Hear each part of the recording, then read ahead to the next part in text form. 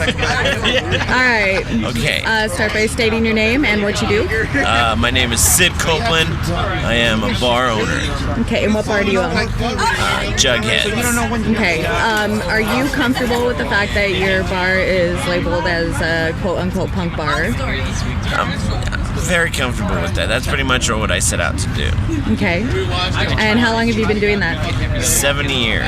Okay. When I started out 7 years, I started out with 2 bands. Now we probably average about 200 bands a month. It's not bad. Have you found yourself lately in the past year or two with more of an influx of bands that would consider themselves like a subgenre like screamo or hardcore? Normally, bands hate to be categorized, number one.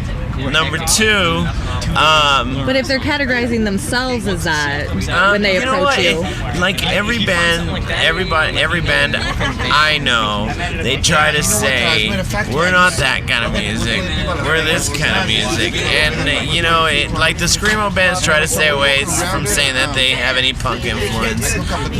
Punk bands, because punk has you got that poppy stuff. You got it all. It's kind of a tough question.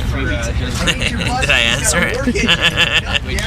Well, how do you feel about bands that say that's not what they are, and then they come in and that is what they are? And I screen them before they play. So you do screen them. I do screen them. Well, what I do here is I put shows on. I just don't throw bands together. And that's a big part of my success, is that everything I've done is trying to put a puzzle together, because that's the way you get a punk scene going. You don't get a punk scene by having one punk band and 2 metal bands. You get a punk scene going by having consistent punk shows. And I do metal shows. I do all kinds of shows, because to me, it's attitude and what I do. I do what other people won't do. I do shows that some people go, whoa, I want to put this in a normal place.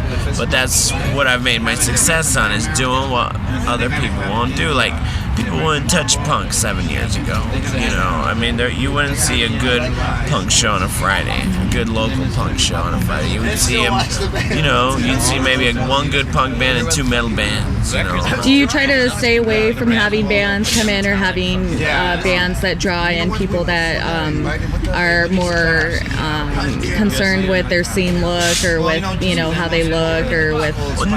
You know what? No, I do all kinds of shows, so I don't discriminate from any band. I look for talent, and I've found talent in every kind of style of music, and I've done, because I'm also in business, and I got 7 days to fill. And I love music. I love what I do. I love punk, but I also love music. Do you feel more protective of, or do you feel the need to be protective of your punk clientele when hardcore straight edge bands want to come in and their clientele differs from the lifestyle of what? Well, see, the thing is, I would never put bands like that. I would never mix them, because I had the U.S. Roughnecks in here a couple weeks ago, and they're an Oi band. Well, Oi band, I did an entire Oi lineup. Well, Oi bands attract skinheads. A majority of my customers that night were skinheads. Of course, I had to bring in more security and stuff. But that was the kind of show it was, I don't do straight edge shows here because they just won't play. And you had the Oi band in. And I had a bar full of skinheads. Yes. But that's the kind of show it was.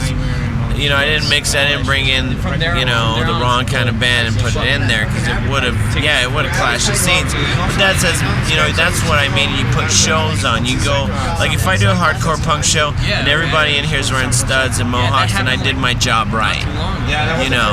If I do, a pub punk show and everybody in here's wearing fucking, their or whatever, t-shirts and shorts, then I did my job right. I tried to put shows on. So you want to create a harmonious atmosphere for your customers, and they feel comfortable. The thing about the way you build a scene is by building memorable moments and putting the right bands together. If I was to put the wrong bands together, I would continuously have problems, and there would be no scene.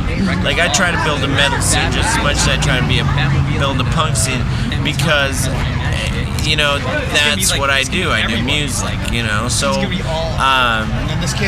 like when I started out 7 years ago, I wanted to start a 21 over punk scene, and pretty much all, you know, I've accomplished that. There was nobody doing punk, you know, full punk shows the way I was. Nobody. And pretty much all, you know, I started by introducing the right bands to each other, introducing different cliques to each other, and it worked, you know, and it would work because I know how to treat people. You know, you gotta know how to treat people. You gotta know how like when I started in this business, bands were treated like animals. You know, like you just come in, you're not important. You're just a band. You know, there was no connection between bars and the bands. You know, here, you know, I'm bartending. You know, I'm here just as much as everybody else is here. You know, like if I have shows and I don't show up, I feel guilty because those bands are putting their time out to be here at my place to bring me in some money. You know, and so I'm here. You know, just because I do my part, I bartend, make sure everybody has a good time. Bands do their part. They bring in the people and they play the music.